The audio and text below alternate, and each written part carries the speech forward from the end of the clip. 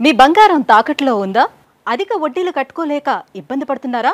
అయితే ఈ రోజే వెంటనే శర్మ గోల్డ్ని సంప్రదించండి. తాకట్లో ఉన్న మీ బంగారాన్ని విడిపించి ఆ రోజు ఆన్లైన్ ప్రైస్కే కొనబడుతుంది. నమస్కారం, న్యాయవేదిక కార్యక్రమానికి స్వాగతం.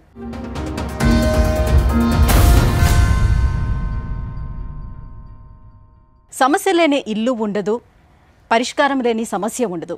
అటువంటి ఎన్నో సమస్యలకు పరిష్కారం చూపిస్తూ ఎంతోమంది ప్రజల గుండెల్లోని చిరస్థాయిగా నిలిచిపోయినటువంటి వ్యక్తి ఆకుల రమ్య గారు. హైకోర్టు అడ్వకేట్ ఆకుల రమ్య గారు ఇవాళ మన న్యాయవేదిక కార్యక్రమంలో ఉన్నారు. సో సమస్యతో వచ్చిన వాళ్ళకి ఇవాళ ఒక పరిష్కారం కూడా చూపించబోతున్నారు. నమస్కారం. నమస్తే. అయితే మా మమ్మీ మా ఫాదర్ అనేది చిన్న ఉన్నప్పుడు విడిపోయారు. నేను చిన్న ఉన్నప్పుడు అంటే మా అమ్మమ్మ వాళ్ళు మా మమ్మీని మా డాడీకి చెప్పకుండా మా మమ్మీని నన్ను అమ్మమ్మ వాళ్ళ ఇంటికి తీసుకెళ్ళారు. ఈ వైఫ్ని మీరు వదిలేయడానికి కారణం ఏంటి? కారణం అంటే ఇప్పుడు సంసారం నన్ను దూరం పెట్టేసింది. ఎందుకు అంటే బలిసి అంత పక్కతో దూకితే ఇట్లే ఉంటుంది. ఇది ఆ రోజుల్లో ఆవిడకి అక్రమ సంబంధాలు ఉండేవా? మా నాయన మా డాడీ అనేది ఆయన సంసారం ఆయనకు సపరేట్ ఉంది. మా మమ్మీకి సపరేట్ ఉంది. వాళ్ళు మా డాడీ బిజీ అనే ఉన్నాడు, ఆమె బిజీ అనే ఉంది. మధ్యలో నలిగిపోయింది నేను. నేను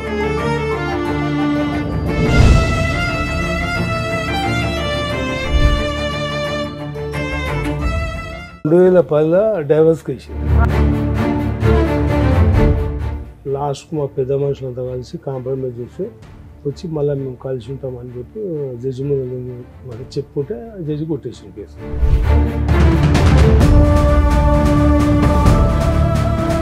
మళ్ళీ ఇప్పుడు డైవర్స్ పెట్టింది. ఎందుకంటే ఆవిడకి డైవర్స్? ఇప్పుడు నా ఏజ్ అబ్బాయిని పెట్టుకొని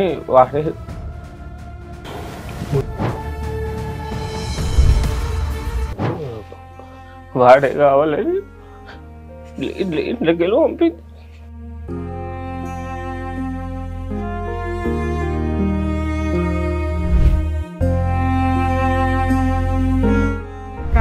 అబ్బాయి ఇంట్లో ఉంటాడా? అతను రావడము, అతను ఏంటంటే సొంత వ్యక్తి లాగా ఇంట్లో ఉండడము, వాళ్ళు ఒక సైడు వాళ్ళు ఒక గ్రూప్ అన్నట్లు, నేను ఒక గ్రూప్ అన్నట్లు.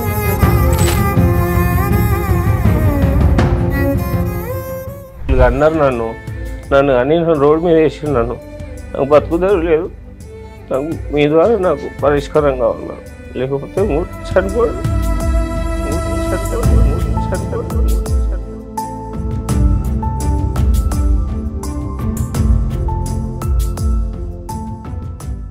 మేడం, ఇవాళ మన న్యాయవేదిక కార్యక్రమానికి ఒక సమస్యతో వచ్చారు భాను గారు. సో మరి భాను గారి సమస్య ఏంటో అడిగి తెలుసుకుందాం. నమస్కారం భాను గారు. మీ ఫాదరా? మీ పేరేంటి? అశోక్ గారు. ఏమిటి మీ సమస్య? సార్ ప్రాబ్లం ఎవరిది? ఇద్దరు మీద చెప్పండి. అయితే మా మమ్మీ మా ఫాదర్ అనేది చిన్న ఉన్నప్పుడే విడిపోయారు. నేను చిన్న ఉన్నప్పుడు విడిపోయిన తర్వాత నన్ను అంటే మా అమ్మమ్మ వాళ్ళు మా మమ్మీని మా డాడీకి చెప్పకుండా మా మమ్మీని నన్ను అమ్మమ్మ వాళ్ళ ఇంటికి తీసుకెళ్ళి. కామన్ గా పూర్వం అట్లాగే జరిగేది. ఏదైనా గొడవలు జరిగితే అమ్మ పిల్లల్ని తీసుకుని అమ్మమ్మ వాళ్ళ ఇంటికి వెళ్ళిపోద్ది, అమ్మమ్మ వాళ్ళే పిల్లల్ని పెంచుతూ ఉంటారు. అయితే మా ఇంటికి అమ్మమ్మ వాళ్ళ ఇంటికి వెళ్ళినాక మా అమ్మమ్మ వాళ్ళు మమ్మల్ని ఇంట్లో పెట్టుకోకుండా కొంచెం దూరం చేసి, అంటే ఇంట్లో సరిగా చూసేవాళ్ళు కాకపోతే మా అమ్మ మళ్ళీ బయటికి వచ్చేసి. మీ వయసు ఎంత ఉంటుంది అప్పుడు? 9-8 years. అయితే తర్వాత మళ్ళీ అంటే మీకు తెలుసా అమ్మా నాన్న పోట్లాడుకున్నారు, అమ్మ అమ్మమ్మ వాళ్ళ ఇంటికి వచ్చేసింది, కొంత ఐడియా అయితే ఉంది. ఎన్ని సంవత్సరాలు ఉన్నారు మీ అమ్మమ్మ వాళ్ళ ఇంట్లో మీరు? మేము 2004 నుంచి ఉన్నాం మేడం. అది ఎప్పటిదాకా ఉన్నారు? మొన్న 2011 వరకు ఉన్నాం మేడం. అయితే అక్కడ నుంచి మళ్ళీ మా మమ్మీ అచ్చంపేట అని విలేజ్కి తీసుకొని వచ్చింది. అయితే ఇదంతా ఏంటంటే మా అమ్మమ్మలతో అక్కడ ఉండకపోవడము, ఇక్కడ మా డాడీ వాళ్ళ ఊర్లో ఉండకపోవడం కారణం ఏంటంటే మా మమ్మీ సరిగా మీరు ఒక్కళ్ళేనా ఇంకా పిల్లలు? ఈయన ఫస్ట్ ఎంబడి ఇద్దరు అయితే చనిపోయారు మేడం. హ్యానరికం కబిటం చేసుకున్నాను. మీరు ఇంకో మ్యారేజ్ ఏమైనా చేసుకున్నారు? చెప్పండి. 25 years నుంచి ఉంటున్నా మేడం. విడిచిపెట్టి వెళ్ళిపోయింది. అన్ని పక్కతో దుక్కకుండా. మీ వైఫ్ని మీరు వదిలేయడానికి కారణం ఏంటి? కారణం కరెక్టే ఉన్నమ్మా. ఆమె ఆలోచన వేరే ఇట్లా, ఆమె ఆలోచన ఎట్లా, ఇప్పుడు ఆమె బ్యూటీషియన్ ఇప్పుడు బ్యూటీషియన్. అప్పుడు అసలు మీ మ్యారేజ్ ఏ సంవత్సరంలో అయింది సార్? 94 94లో అయింది. 2004 దాకా కలిసి ఉన్నారు. 4 దాకా ఎప్పటిదాకా కలిసి? 4 దాకా. అదే 4లో అబ్బాయి అమ్మమ్మ వాళ్ళ ఇంటికి వెళ్ళాడు కదా. 2099 వరకే మేము కలిసి ఉన్నాం. ఆ 5 years ఎక్కడుంది మరి ఆవిడ? 5 years నాదేనే ఉన్నా, కొట్లాడారు 5 years మా ఇద్దరి మధ్య. 94లో మ్యారేజ్ అయింది. 2004 దాకా కలిసి ఉన్నారు కానీ ఒక 5 సంవత్సరాలే బాగున్నారు. మిగతా 5 సంవత్సరాలు గొడవలే సరిపోయినాయి మీకు. గొడవలు అంటే ఏంటి గొడవలకి కారణం ఏంటి? కారణం అంటే ఇప్పుడు సంసారం నన్ను దూరం పెట్టేసింది. ఓకే. ఎందుకు అంటే బలిసి అంత పక్కతో దూకితే ఇట్లే ఉంటుంది. ఇది ఆ రోజుల్లో ఆవిడకి అక్రమ సంబంధాలు ఉండేవా? మీరేమైనా రెడీ హ్యాండెడ్గా పట్టుకున్నారా లేకపోతే తెలుసా మీకు? ఎవరు ఆ వ్యక్తులు? ఎవరు? ఆవిడేమైనా పని చేస్తుందా? ఆ వ్యక్తులు అది అంటే నేను కావాలి కావాల్సి వస్తుంది అని వాళ్ళు 2గా జనరల్గా విలేజ్ అన్నప్పుడు నాకు మస్తు చెప్తుంటారు అట్లా రా అని. నేను మా ఇంట్లో ఎవ్వరు లేరు మేడం. మా మమ్మీ లేరు, డాడీ లేరు, నాకు ఎవ్వరు లేరు, అనాథని ఒక్కనే నేను. మా అన్న ఉంటే కూడా ఆయన జన్మెంటగా ఉంటే చనిపోయాడు. నా భార్యను పెట్టుకుని మీరేం పని చేసేవాళ్ళు? నేను సైకిల్ షాప్ ఉన్నాను, సైకిల్ దుకాణం. సో పొద్దుట వెళ్తే సాయంత్రానికి వచ్చేవాళ్ళు. ఈ లోపు ఏం చేసేదో మీకు తెలిసేది కదా? ఊర్లోనే, ఊర్లోనే. ఆ రకంగా మేము బతుకుతాం. 5 years మంచిగానే. 5 yearsలో 3 పిల్లలు. ఫస్ట్ 95లో పుట్టిండు, 97లో అమ్మాయి పుట్టింది, 99లో బాబు పుట్టింది. ఆ మ్యారేజ్ నుంచి ఇద్దరు టోటలే.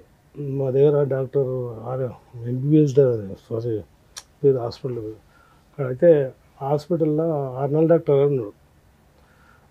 అయితే అక్కడ ఒక్కడే చూపిస్తుంది. ఆయన ఏమన్నాడు, మేనరికం నుంచి మీకు కరెక్ట్ కుడతలేరు, ఆపరేషన్ చెప్పి అంటే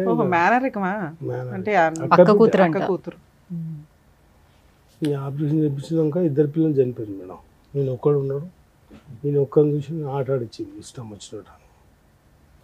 99 నుంచి 2004 వరకు ఆట ఆడిచ్చింది. నేను అప్పటికి సైకిల్ షాప్ చేసి ఒక ఆటో తెచ్చుకున్నట్టు. ఇంకా నాకు తిండి లేకుంటుండే, ఇంట్లోకి వస్తే ఏది అన్నిటి దూరం. ఇంట్లో ఉంటే కొట్లాడాలి, నాన్న మాట నాన్న అని. అంటే మరి సొంత అక్క కూతురునే కదా మేడం చేసుకునేది, మరి అక్కతో మాట్లాడచ్చు కదా? అక్క మాట్లాడేది. అక్క స్టార్టింగ్ నా దిక్కే మాట్లాడేది. తర్వాత ఆమె నోరు చెప్తే మన అందరిని ఓడగొడుతుంది అట్లా. మీ అమ్మ నాన్న ఏమయ్యారు? వాళ్ళు మాట్లాడాలిగా, కూతురు చెప్పుకోవాలిగా. చనిపోయాడు. మనవరాలు ఎలా? మా నాయనమ్మ చిన్న ఉన్నప్పుడు చనిపోయాడు. మా అమ్మ 93లో చనిపోయింది. 94లో మా అక్క. మీ బావ అంటే మీ అక్కనే వాళ్ళ సపోర్ట్. మీకు ఇంకా సిస్టర్స్ గానీ బ్రదర్స్ గానీ మరి వాళ్ళు ఎవరి వైపు మాట్లాడతారు? ఉంటే ఏమంటది ఈమె, ఇప్పటి పిల్లలే రా న్యాయం పడవాడు, నన్ను పడినావు అది అంటే వాళ్ళ పిల్లల్ని ఆరిపోసు, వాళ్ళు ఎందుకు వస్తారు మేడం? అందరు దూరం ఇవ్వలేదు అన్నది. నాకు అయిపోయింది. నేనేం చేసిన, ఇంకా ఆటో ఉన్నందుకు బిడ్డ దిగి వేరే అమ్మాయి పరిచయం బుల్లెల్ లోకల్, ఆమె మ్యారీడే ఉండే, మోహన్ చూసిపోయాను. నేను ఆమెను చేసుకున్నా, ఒక బాబు. ఆవిడ ఎప్పుడు చేసుకున్నారు మీరు? వీళ్ళు వెళ్ళిపోయిన తర్వాత. ఎన్ని సంవత్సరాలకి వాళ్ళు వెళ్ళిపోయి? 25 years. కాదండి, మీకు మీ ఆవిడ ఇట్లా వెళ్ళిపోయింది మంచిది కాదు, ఓకే. మీరు వెంటనే ఇంకొక ఆవిడ పెళ్లి చేసేసుకున్నారా? ఒక 6 నెలలకు? అదే వాళ్ళు వెళ్ళిపోయిన ఒక 6 నెలలకో సంవత్సరానికో చేసేసుకున్నారా? మళ్ళీ ఎట్లా ఉండాలా మేడం? ఒక్కరిని అడగది రోళ్ళనిగా ఉండాలా? డైవర్స్ తీసుకున్నారా మేడం? డైవర్స్ తీసుకోలేదు. ఆవిడకి అక్రమ సంబంధాలు ఉన్నాయి. ఈయన దోషం నేను ఒక పెళ్లి చేసేసుకున్నాను, పిల్లాన్ని తీసుకొని వెళ్ళిపోయింది. పైగా వీళ్ళు చుట్టాలే కాబట్టి పిల్లోడు కూడా కళ్ళ ముందే కనిపిస్తూ ఉన్నాడు, మేనకోడలు కాబట్టి. మరి అంత గయ్యాలి గంప మీ అక్క ఆవిడ, మరి మీ మీద ఏం కేసులు వేయలేదా? ఎవరు? మీ అక్క అంటే మీ అత్తగారు కమ్మ అక్క. మా అమ్మాయి వచ్చేసింది, మా అమ్మాయిని మనవడిని తరిమేసావు నువ్వు, నీ మీద కేసులు వేస్తాను అని చెప్పి మీ మీద ఏ కేసులు వేయలేదా? ఆ రోజుల్లో పోలీస్ స్టేషన్ కేసు పెడితే ముందు అరెస్ట్ చేసేవాళ్ళు కదా. ఏమైంది అక్కడ? తప్ప ఆమె మేడం. ఫస్ట్ అదే ఆవిడ అక్రమ సంబంధాల వల్ల మీరు అర్థం చేసుకుంటే ఏముందంటే, ఇప్పుడు నేను ఇక్కడ కూర్చున్నా, మంచితనం చెప్తే నేను ఊను, నేను ఎట్లా కొట్టాలి, నేను ఎట్లా బంధం చేయాలి అని నన్ను ఏదో నానా టార్చర్ పెట్టి నన్ను పక్కతోలు దుఃఖించింది. నన్ను వేరే అమ్మాయి ఇట్లా పరిచయం అయినాక దాన్ని పబ్లిసిటీ చేసి కుక్కున్నది ఉన్న ఊర్లోనే, అక్కడ ఇక్కడ ఆటోలు మాకు తెలిసిన వాళ్ళంతా ప్రచారం చేసి ఆమె కంటగట్టినట్టు చేసింది. అది ఓకే, అందువల్ల వాళ్ళ క్యారెక్టర్లు బయటపడతాయని ఆవిడ ఏ కేసులు వేయలే మీ మీద. ఇంకా మా అక్క అయితే ఏం వేయలేదు. మా అక్క అయితే ఈ అమ్మాయి ఏమన్నా వేసింది మీ ఆవిడ? ఏం వేయలే. సో దానివల్ల మీరు ఇంకో మ్యారేజ్ చేసుకున్నారు, ఓ 25 ఏళ్ళు. ఇక్కడ పిల్లలు ఎంతమంది అండి? ఒక్కటే బాబు. ఇక్కడ బాగానే ఉన్నారా మీ వైఫ్, మీరు బాగానే ఉన్నారు? ఉండడానికి ఇట్లా మేడం, లేకుంటే నేను మళ్ళా ఈ 25 ఏళ్లలో వాళ్ళు ఎప్పుడు ఏ కేసులు వేయలేదు, ఆవిడ మళ్ళీ రాలేదు. ఏం కేసు వేసింది మెయింటెనెన్స్ 2010లో డైవర్స్ వేసింది. సూపర్, ఫోన్లే డైవర్స్ వచ్చేసినాయి. అదే డైవర్స్ వేస్తే మా ఉంటారు కదా రిలేషన్స్లో కులాసులు ఉంటారు కదా, వాళ్ళందరూ కలిసి వీళ్ళు చిన్నగా ఉండే అప్పుడు 10 అంటే 15 ఏళ్ళు ఉండే అప్పుడు.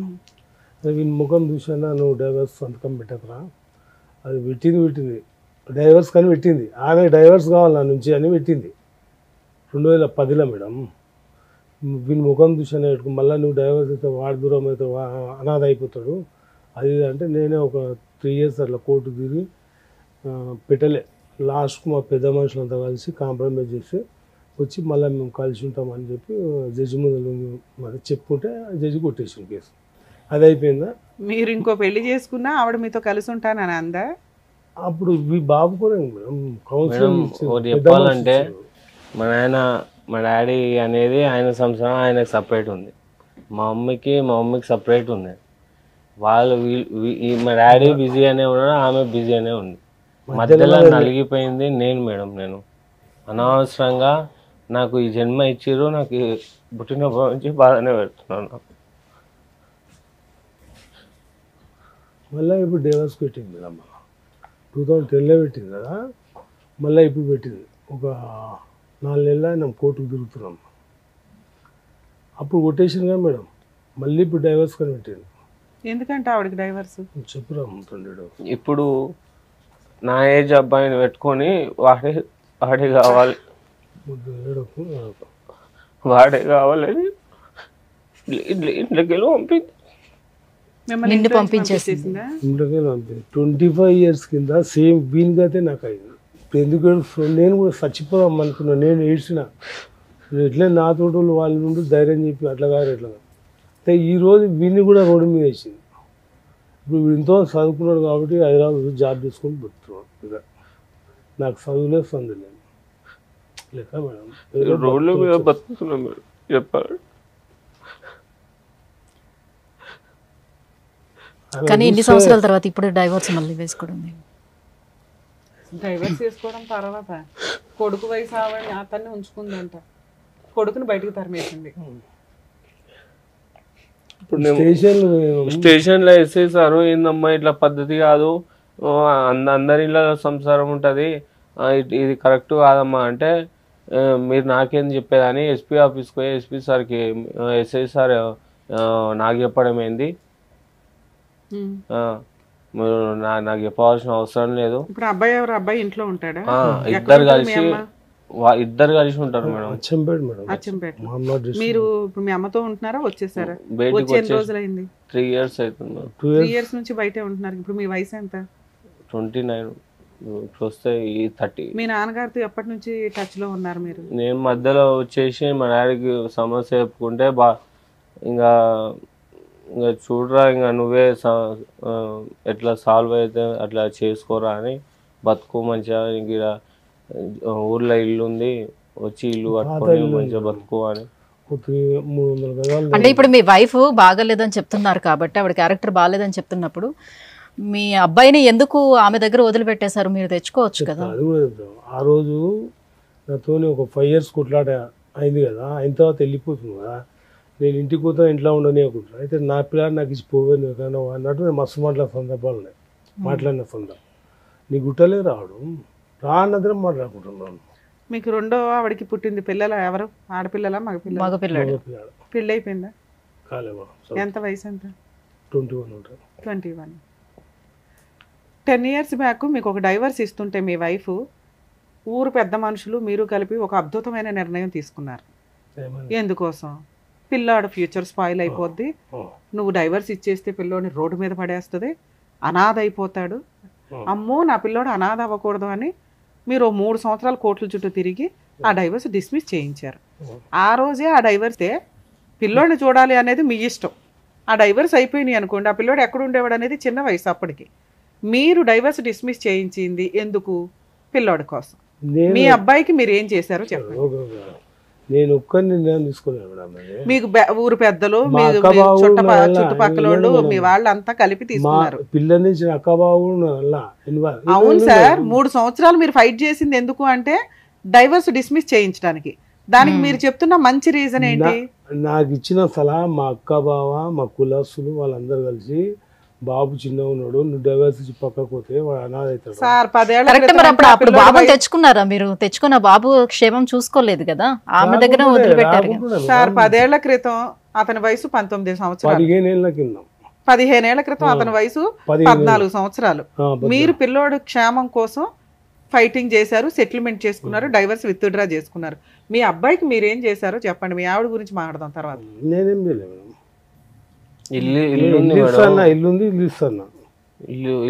పెళ్లి ఎందుకు చేయలేదు మీరు? ఆల్రెడీ 3 ఏళ్ల నుంచి ఆ పిల్లడు రోడ్లు పెట్టుకుని తిరుగుతున్నాడు. 2 years అయిపోయి 3 రన్ అవుతుంది. ఎవరు లేదు మేడం, ఇల్లు లేదు, ఏం లేదు. పాత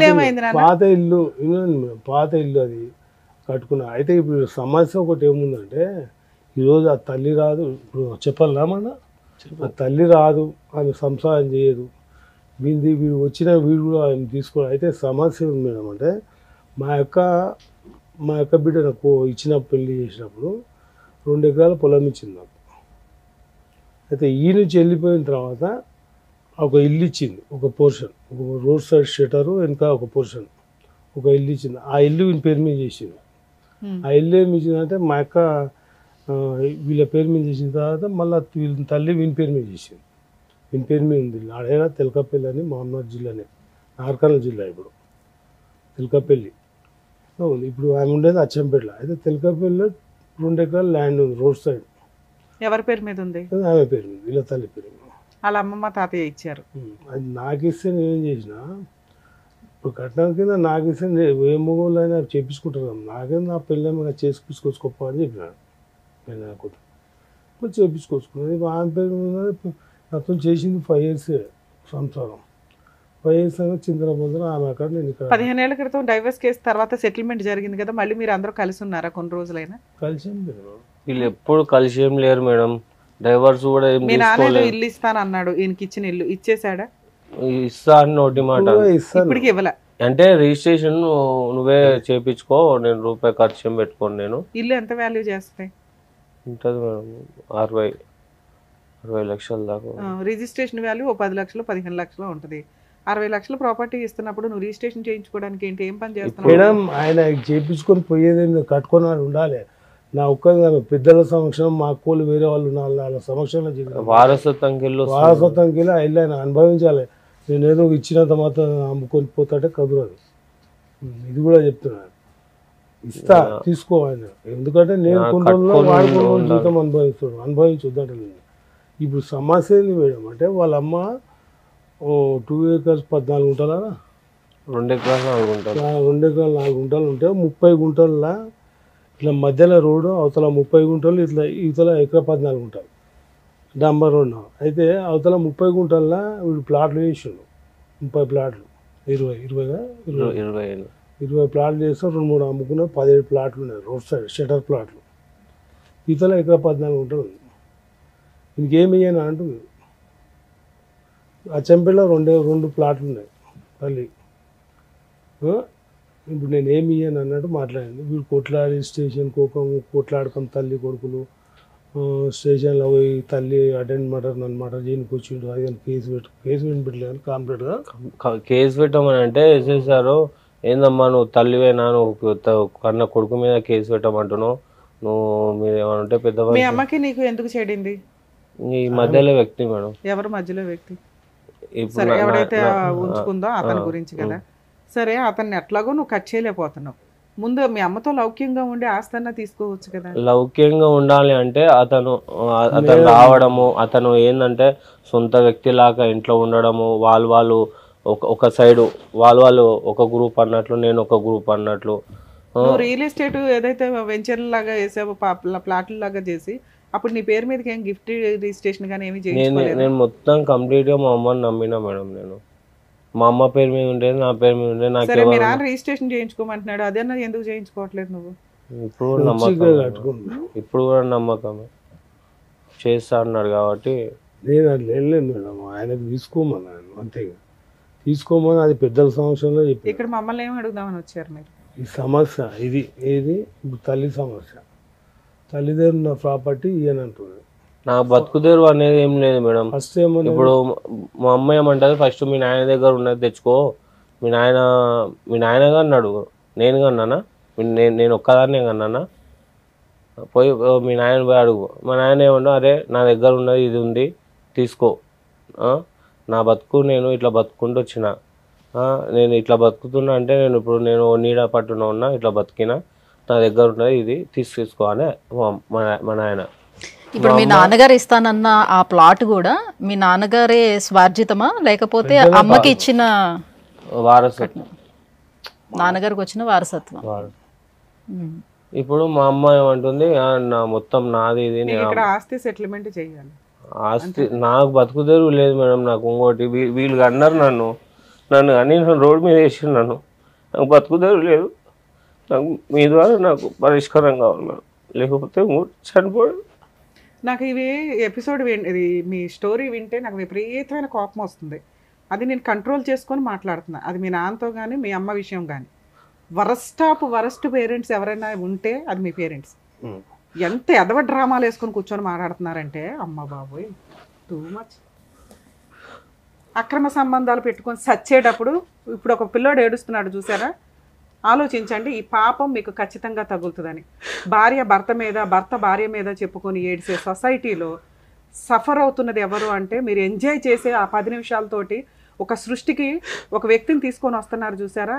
ఆ పిల్లలు తండ్రి ఎవరో తల్లి ఎవరో చెప్పుకోలేక, ఎవరి దగ్గర బతకాలో తెలియక 29 ఏళ్ల పిల్లాడు 9 ఏళ్ల పిల్లాడు కంటే హీనంగా ఏడుస్తున్నాడు. ఎందుకంటే అబ్బాయి మెచ్యూరిటీ లెవెల్స్, ఇన్సెక్యూరిటీ అంత దారుణంగా ఉంది. ఎదవ డ్రామాలు ఎంత దారుణంగా ఉన్నాయంటే, సొసైటీ పెద్దలు వీళ్ళంతా చెప్పారట వీళ్ళ నాన్నగారికి డైవర్స్ కేసు డిస్మిస్ చేసుకుంటే కొడుకుని ఉద్ధరించవచ్చు అని. కొడుకుని ఏం ఉద్ధరించావయ్యా అంటే స్టిల్ ఇప్పటికీ కొడుకుని ఏం ఉద్ధరించలే. ఇప్పటికీ అదే డైలాగు, వారసత్వంగా వచ్చిన ఆస్తి వారసత్వంగానే నడవాలి తప్ప అతనికి నేను ఇవ్వను, ఇచ్చేస్తాను తీసుకోమానండి. ఇక్కడే ఉంది తప్ప పేపర్ దగ్గరికి రాదు. ఛాలెంజ్ చేస్తా. ఇక్కడ వైఫ్ని అన్పాపులర్ చేయడానికి వచ్చి కూర్చున్నారే తప్ప వైఫ్ ఇంకా దరిద్రం. వీళ్ళిద్దరూ కలిపి ఒక వ్యక్తిని సర్వనాశనం చేశారు. అది పుట్టిన పిల్లాడు. ఎవరి సుఖం వాళ్ళు చూసుకున్నారు, ఎవరి ఆనందం వాళ్ళు చూసుకున్నారు. వాళ్ళ అమ్మ ఇంకా చూసుకుంటానే ఉంది. ఆవిడ వర్షన్ వింటే ఆవిడేం స్టోరీలు చెప్తుందో. ఎందుకంటే సొంత మేనకోళ్ళు, అక్క కూతుర్ని పెళ్లి చేసుకున్న తండ్రి, అంటే వీళ్ళంతా ఒకే కుటుంబం. ఇక్కడ ఒక అబ్బాయిని తీసుకొచ్చి మా వారసత్వ ఆస్తి బయటకు పోకూడదు అంటున్నారు, కానీ ఎందుకే వారసుడికి ఇవ్వట్లే. వీళ్ళిద్దరు పెట్టుకున్న అక్రమ సంబంధాలతోటి ఈ అబ్బాయికి ఈరోజు ఎవరు సమాధానం చెప్పాలి? చట్టం ఏం చెప్తుంది? మేజర్ అయిపోయిన పిల్లాడు తన్ను తాను పోషించుకోవాలి. ఆస్తుల్లో ఎటువంటి షేర్స్ రావు. ఎవరి ఆస్తుల్లో రావు? సెల్ఫ్ ఎక్వైర్డ్ ప్రాపర్టీస్లో రావు. అక్కడ కొడితే ఇక్కడ కొడితే అక్కడ కాదు. ధైర్యం తెచ్చుకోండి ఫస్ట్. ఇలాంటి తల్లిదండ్రులకి బుద్ధి చెప్పడం ఎట్లా అనేది మీకు మీరుగా రియలైజ్ అవ్వండి.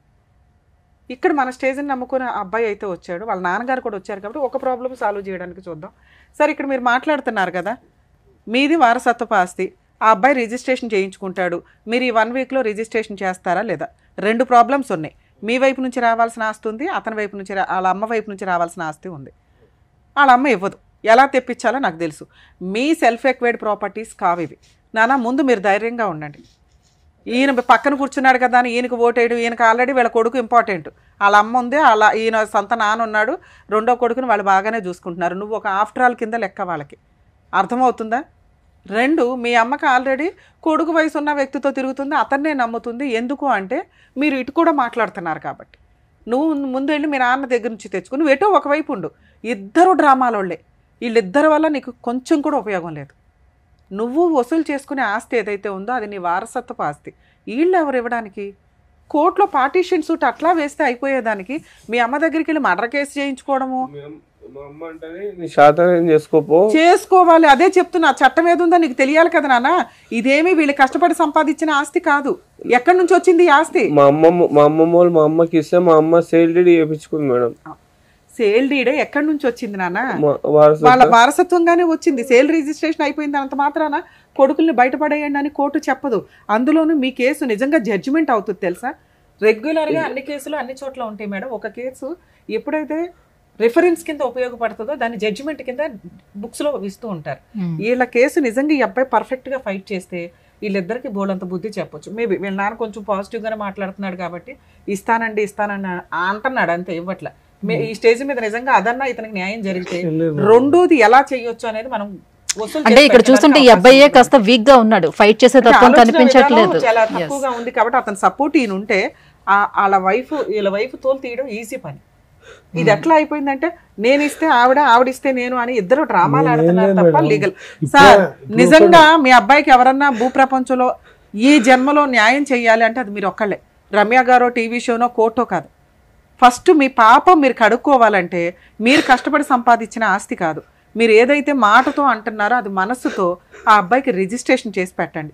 రిజిస్ట్రేషన్ ఖర్చులు ఏమవుతాయో చెప్పండి అన్న, మన ఆడియన్స్ దగ్గర నుంచి వసూలు చేద్దాం. ఈరోజు నువ్వు ఏ జాబు చేయట్లేదు, నువ్వు 0% ఉన్నావు, అంతేనా? జాబ్ చేస్తున్నారా మీరు? చెప్పు నాన్న, మీరు రిజిస్ట్రేషన్ ఖర్చులు పెట్టుకోగలరా? ఇప్పుడైతే రూపాయి జమ చేసుకోవాలి మేడం. అందుకని నువ్వు డిలే చేస్తున్నావు. ఈయన ఇదిగో అంటున్నారు తప్ప వర్కౌట్ అవ్వట్లేదు. మా అమ్మ చనిపోయి మా అమ్మ పేరు మీద ఉంది ఇల్లు. ఎందుకంటే ఊళ్ళో ఉన్న ఇల్లు కాదు మేడం, కొత్త ప్లాట్ అయితే అది వేరే ఉంటుంది. మా అమ్మ పేరు మీద ఉంది. ఇప్పుడు మా అమ్మ తర్వాత నేనే మీరు ఒక్కళ్ళే ఎట్లా అవుతారు? మీ అమ్మ పేరు మీద ఉందంటే మీ అక్క కూడా వస్తుంది కదా. మగపిల్లని అయితే ఒక్కరినే. మా అన్న ఉంటే చనిపోయాడు, ఆయన కూడా మ్యారేజ్ అయ్యింది, భార్య గిట్లా చేస్తే ఆయన యాక్సిడెంట్ చనిపోయాడు, హాస్పిటల్ అయిపోయింది అనేది. వారసులు అయితే నేను ఒక్కనే కదా, కాబట్టి మగపిల్లని నేను ఒక్కనే అని చెప్తున్నాను. దాన్ని ఏం చేయాలి? దాన్ని అంటే మీరు చెప్పేదేనా చట్టమే ఉందో నేను చెప్తున్నా అని, నేను దాన్ని పేరు చేంజ్ చేయాలి అన్నట్టు ఉంటుంది కదా మేడం. ఆర్డీ ఆఫీస్కో అక్కడ ఇక్కడ పేరు మార్పిడి అయితే నా పేరు మీద అయితే వాని పేరు మీద దీనికి వస్తుంది అని తెలుసుకున్నాం. ఆ మాట చెప్తాను. మీ పేరు మీదకి అవుతుంది అన్నారా? అవుతుంది అంట అనుకుంటున్నాను. ఆ పేపర్లు ఉర్దూలో ఉన్నాయి మేడం అప్పట్లో. పొజిషన్ ఎక్కడుంది? మీ దగ్గరే ఉందా పొజిషన్? ఏముంది అందులో? హౌస్ ఉందా? పాతిల్లు ఉందా? ఎవరన్నా రెంట్కుంటున్నారా? అట్లే ఉంది 25 years కింద ఎట్లా పోయిందో అట్లే ఉంది, అట్లే దాన్ని ఏం ముట్టుకోలేదు. సార్ లీగల్ ప్రాసెస్ ప్రకారం అది ఇంకా మీ పేరు మీదకి రాలే.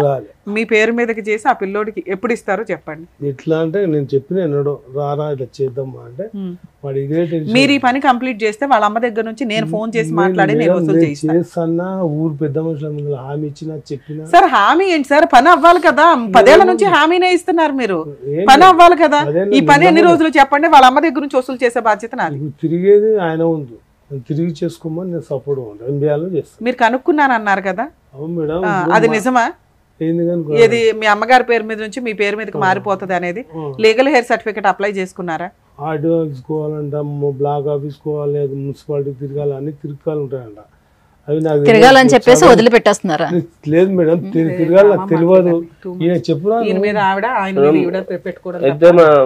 మా నాయన ఇప్పుడు ఒక ఆమెతో అదర్ పర్సన్ తో ఉంటారు కదా మేడం, అక్కడనే ఇంకా బిజీ ఉంటాడు మేడం. ఏమైనా ఉంటే నువ్వు తిరిగి చేసుకొని తెలియదు, మెయిన్ సబ్జెక్ట్ నాకు తెలియదు, ఏమైనా ఉంటే నువ్వే చేసుకో, నేనైతే ఏం చేయలేను అని సంతకం పెట్టిపోతా నేను అని చెప్తాడు మేడం.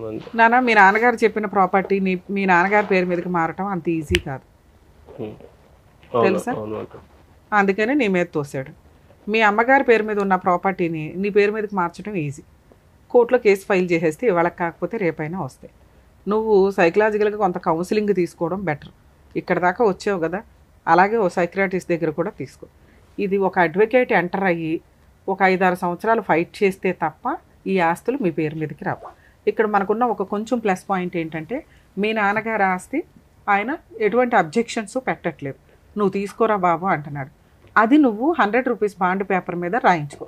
ఇలా మా అమ్మ దగ్గర నుంచి వచ్చిన ఆస్తి ఏదైతే ఉందో దీని మీద సర్వ హక్కులు నాకు పలానా కొడుక్కి ఇచ్చేస్తున్నాను అని రిజిస్టర్ ఆఫీస్కి వచ్చి సైన్ చేయాల్సిన టైంకి రావాలి అంటే ముందు ఇది ఒకటి రాసి ఉండాలి. అర్థమవుతుందా? ఇలా రాసున్నప్పుడు నీకు ఒక రూపాయి ఖర్చు పెట్టడానికి ఒక హామీ దొరుకుతుంది. ఈ రోజున నువ్వెట్లా మాట్లాడుతున్నావో ఆ రెండో పిల్లోడు కూడా మాట్లాడతాడు. ఈయన పూర్తిగా మీకు ఇచ్చేస్తాను అంటున్నది ఏదైతే ఉందో అది మీకు 100 రూపీస్ బాండ్ పేపర్ మీద మీ ఊరు వెళ్ళి పెద్ద మనుషులతో ఫస్ట్ ఈ పని స్టార్ట్ చేయి. నా నెంబర్ ఇస్తాను, మీరు ఈ నెంబర్కి మాట్లాడుతూ ఉందరు, కానీ అంతకైతే చెప్తాం మేము. ఇప్పుడు నేను చెప్పేది గుర్తుపెట్టుకో, మళ్ళీ మీరు కాల్ కూడా చేయాల్సిన అవసరం ఉండదు. మీ నాన్నగారి చేత 100 రూపీస్ బాండ్ పేపర్ మీద ఇలా మా అమ్మ దగ్గర నుంచి నాకు ఇట్లా ఆస్తి వచ్చింది, దీని మీద సర్వ హక్కులు నేను వదులుకుంటున్నాను, నా పిల్లోడికి ఎప్పుడు కావాలంటే అప్పుడు నేను వెళ్ళి రిజిస్ట్రేషన్ చేస్తాను, ఎటువంటి అబ్జెక్షన్స్ పెట్టకుండా, నా రెండో కొడుక్కి సంబంధించి నేను వేరే చూసుకుంటాను, వేరే ఆస్తులు ఉండుంటాయి ఆయన దగ్గర, ఈ ఆస్తి మీద నా రెండో కొడుక్కి ఎటువంటి హక్కు లేదు, అలా ఇవ్వగలుగుతారా? ఇస్తాను చెప్పినా మేడం. మీరు ఇదైతే హామీయే కదా సార్, రికార్డ్ అవుతుంది. కానీ ఇది సర్వ హక్కులతోటి మీ రెండో పిల్లాడు, రెండో భార్య, మీ కుటుంబం మీరు చూసుకోండి. ఆ అబ్బాయికి మీరు చేయగలిగే న్యాయం, దీని మీద మీ హక్కులు పూర్తిగా వదులుకోవడం. ఇలా ఒకటి రాయించుకున్నాక నెక్స్ట్ మీరు చేయాల్సిన పని, రిజిస్ట్రేషన్ ఆఫీస్కి వెళ్ళి మీ పేరు మీదకి డైరెక్ట్గా మార్చుకోవచ్చు. దీన్ని ఎన్ఓసి అంటారు. ఆ వారసులు ఎవరు అనేది లీగల్ హెయిర్ సర్టిఫికేట్ కావాలి. అది మీ నాన్నగారు వెళ్ళి ఎంఆర్ఓ ఆఫీస్లో కనుక్కున్నాను అన్నారు చూసారా, అది నిజం కాదు. ఇది పేరు మారాలి అంటే లీగల్ హెయిర్ సర్టిఫికేట్ కావాల్సిందే. పలానా ముసలమ్మకి ఒక కొడుకు, 2 కొడుకులు, 1 కూతురు. 2 కొడుకుల్లో 1 కొడుకు చనిపోయాడు, ఆయన డెత్ సర్టిఫికేటు, ముసలమ్మ డెత్ సర్టిఫికేటు, మీ ఎవరైతే అమ్మమ్మ ఉందో అమ్మమ్మ నో అబ్జెక్షన్. వీళ్ళ ముగ్గురులో ఈయన ఒక్కడే ప్రజెంట్ వారసుడు అనే పాయింట్ మీద మీరు లీగల్ హెయిర్ సర్టిఫికేట్ అప్లై చేస్తే మీ నాన్నగారు వారసుడు అని వస్తుంది. మీ నాన్నగారు రాసిన 100 రూపీస్ బాండ్ పేపరు, ఆ లీగల్ హెయిర్ సర్టిఫికేట్ తోటి మీరు రిజిస్ట్రేషన్ ఆఫీస్లో ఈయన్ని తీసుకొని వెళ్ళి మీ పేరు మీదకి డైరెక్ట్గా చేసుకోవచ్చు. ఈయన పేరు మీద అవసరం లేదు, ఎందుకంటే ఈయన నో అబ్జెక్షన్ ఇస్తాడు మీకు అక్కడ. ఇది ఒక ఆప్షన్. లేదు మీ అమ్మమ్మ సంతకం కూడా కావాలి అని అంటే ఇప్పుడు మీ అమ్మగారి మీద కేసు ఫైల్ చేయడం స్టార్ట్ చేయండి. మీరు ఈ వరకు లీగల్ హెయిర్ సర్టిఫికేట్ వచ్చిన వరకు సైలెంట్ ఉండు. మీ నాన్నగారు అఫిడవిట్ ఇచ్చేస్తారు, నువ్వు లీగల్ హెయిర్ సర్టిఫికేట్ తీసుకుంటావు, రిజిస్ట్రేషన్కి వెళ్తావు. ఇవన్నీ నీకు 6 మంత్స్లో అవుతాయి. నువ్వు కష్టపడు. వీటికి సంబంధించి చాలా తక్కువ పని, ఇదంతా పెద్ద ఖర్చుతో కూడిన పని కూడా కాదు. రిజిస్ట్రేషన్ ఖర్చులు చూసుకోండి అమ్మా, ఎందుకంటే తిప్పి కొడితే చాలా తక్కువ ఉంటాయి. మార్కెట్ వాల్యూ వేరు, రిజిస్ట్రేషన్ వాల్యూ వేరు ఉంటుంది. ఈలోపు మీరు దానికి సంబంధించి చేయాల్సిన పని చేస్తే మీ అమ్మమ్మ వచ్చి నో అబ్జెక్షన్ పెడుతుంది. పెట్టలేదు, ఇప్పుడు లీగల్గా వెళ్ళండి. మీ అమ్మగారికి సేల్ రిజిస్ట్రేషన్ అయ్యింది అనేది మీ ఉద్దేశం. మీ అమ్మగారు అన్న మాట ఏంటి, మీ నాన్నతో రిజిస్ట్రేషన్ చేయించుకొని నేను ఇస్తాను అంది అంటున్నాం. ఓకే, ఒకసారి ఇప్పుడు ఫోన్ మాట్లాడదాం. ఆ మాట అంటే అది రికార్డ్ అవుతుంది నీకు. ఇది రిజిస్ట్రేషన్ చేయించుకొని ఆవిడని కూడా పిలిపించి పెద్ద మనుషులతో కూర్చోబెట్టి మాట్లాడు. లేదు అంటే ఈ వీడియోతో మీరు కోర్టులో కేసు ఫైల్ చేసుకోండి. పార్టీషన్ సూట్ అంటారు. మీ అమ్మగారు అది సేల్ రిజిస్ట్రేషన్ చేయించుకున్నప్పటికీ కూడా వారసత్వపు ఆస్తి మీ అమ్మమ్మ గారు నాకు అమ్మేశారు, సేల్ రిజిస్ట్రేషన్ అవుతుందిగా. మీరు ఇప్పుడు నా మీద కేసు వేయొచ్చు, మీ అమ్మమ్మ మీద కేసు వేయొచ్చు. నేనే పొజిషన్లో ఉన్నానో మీ అమ్మ కూడా అంతే. మీ అమ్మ కొనుక్కునే రైట్స్ లేవు, మీ అమ్మ ఒక వారసురాలు మాత్రమే. ఓకే, మీ అమ్మ పేరు మీద సేల్ రిజిస్ట్రేషన్ మారితే మీ అమ్మమ్మ మీద, మీ అమ్మగారి మీద నువ్వు కేసు ఫైల్ చేస్తావు, మీ నాన్న మీద కూడా. మా అమ్మమ్మ అంటది మా వంశం అనుకుంటున్నావారు, నువ్వు మీ నాయన వంశం అనుకుంటున్నావు. ఈ సుత్తి అంతా ఇక్కడ రాదు నాన్న. వినండి, మీరు అమలకల కబుర్లు, వీళ్ళు మాట్లాడే బూత్ కబుర్లు నాకు చెప్పకండి. రూల్ ప్రకారం, చట్ట ప్రకారం నువ్వు 1 ఆఫ్ ద వారసుడివి. మీ అమ్మ పేరు మీద ఉన్న ఆస్తికి అది వారసత్వపు ఆస్తి. మీ అమ్మ సేల్ రిజిస్ట్రేషన్ చేయించుకున్నా కూడా మీ అమ్మమ్మ బయట వాళ్ళకి అమ్మేస్తే ఎంతో మీరు అప్పుడు ఎవరి మీద వేస్తారు, మీ అమ్మమ్మ మీద వేస్తారు, బయట వాళ్ళ మీద కలిపి ఎట్లా వేస్తారో ఇప్పుడు కూడా మీరు ఈయన మీద, మీ అమ్మమ్మ మీద, మీ అమ్మగారి మీద ఇది వారసత్వపు ఆస్తి అని వెయ్యాలి. ఎందుకంటే ఇది మీ అమ్మమ్మదా, మీ అమ్మమ్మ వాళ్ళ అమ్మదా? మా తాత వాళ్ళ. అయితే ఈయనకి రాదు, అసలు ఈయనకి సంబంధం లేని టాపిక్. మీ అమ్మమ్మ మీద, మీ అమ్మగారి మీద పార్టీషన్ సూట్ వేసుకోవచ్చు మీరు. ఓకే, ఇప్పుడు మీ అమ్మతో మాట్లాడదాం. మీ నాన్నగారు ఆల్రెడీ రిజిస్ట్రేషన్ చేయడానికి రెడీ అయ్యారు. అమ్మ మేము 6 మంత్స్లో ఆయన పేరు మీదకి రిజిస్ట్రేషన్ చేస్తాం, నువ్వు ఎప్పుడు చేస్తావని అడుగుదాం. చూద్దాం ఏ వర్షన్ చెప్తుందా. అయితే ఇప్పుడు సార్ ఒకవేళ ఆవిడ ఒప్పుకున్నా ఒప్పుకోకపోయినా ఈ స్టేజ్ మీద మా రిక్వెస్ట్ సార్, ఆ పిల్లోడికి దేవుడు న్యాయం చేయాల, తల్లిదండ్రులు న్యాయం చేయాల, లా అండ్ ఆర్డర్కి వెళ్తే కొంచెం టైం పట్టొచ్చేమో. ప్లీజ్ ఆ పిల్లోడికి అయితే ఇప్పుడు మీరు ఏదైతే మాట ఇచ్చారో అది రిజిస్ట్రేషన్ అయితే చేయండి. తీసుకోవాలని చూడాలని. ఎందుకంటే అలాగే మంచి సంబంధం ఏదైనా చూడండి. అతనికంటూ ఒక కుటుంబం వస్తుందండి. 29 ఏళ్ల పిల్లోడు, కుటుంబం లేకుండా, అమ్మ లేదు, నాన్న లేదు, అక్క లేడు, తమ్ముడు లేడు, చెల్లి లేదు, అనాథలుగా తిరగడం అంటే డిప్రెషన్ సార్. అవి రేపటి రోజున ఏ డెసిషన్ తీసుకుంటాడో తెలియదు కదా. సొసైటీలో ఎన్ని క్రైములు జరుగుతున్నాయి, ఎన్ని సూసైడ్లు జరుగుతున్నాయి, ఎందులోకి వెళ్ళినా ఆ పిల్లోడు పుట్టడం అనేది ఇదవుతుంది కదా. నాకే సపోర్ట్ 4 రకాలు నాకు ఇంకా వాళ్ళందరూ వేస్ట్ సార్. మీరు ఒక కుటుంబాన్ని మీరు తెలివిగా ఒక కుటుంబాన్ని అయితే అంటే మీకు సపోర్ట్ లేదని మీ పిల్లడికి కూడా మీరు సపోర్ట్ ఇవ్వకుండా అలాగే పెరగాలి అని అంటే ఎలా? రోజు అచానక్ నా దగ్గర అదే మీ వారసత్వం ఆ పిల్లోడికి వచ్చినట్టుంది. 2-3 years దానికి వస్తున్నాను. నాకు పెళ్లి అంటే ఒక ఇల్లు లేదు కరెక్ట్, ఏది కరెక్ట్ లేదు. ఒక అమ్మాయిని అడిగితే ఎవడిస్తాం మేడం ఇంకా. అందుకే మీరు రిజిస్ట్రేషన్ చేయిస్తే ఆయనకు ఒక కొత్త కుటుంబం వస్తుంది. వీళ్ళ అమ్మతోలు ఎలా తీయాలో మేము లీగల్ గా అందుబాటులో ఉంటాం. ఒకసారి మాట్లాడదాం. తీస్తుందా? ఫోన్ తీస్తుందా? తీయదు మేడం. సార్ ఫోన్ చేస్తే నాతో ఏం అవసరం మీకు, మా వాడికి ఇచ్చుకునేది మేము ఇచ్చుకుంటాం. డేంజర్ మనిషి మేడం. నాకు ఫోన్ చేయకారు మీరు అని మాట్లాడుతుంది. ఒక వీడియో చూడండి. మరి అన్నీ ఇంకే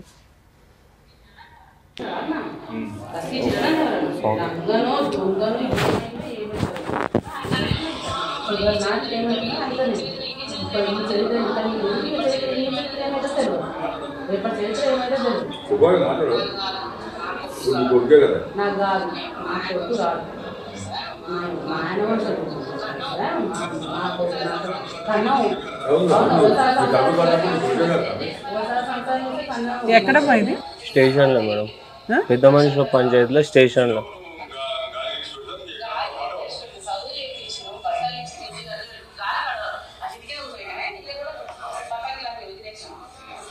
బాగానే ఉంది మీ అమ్మ.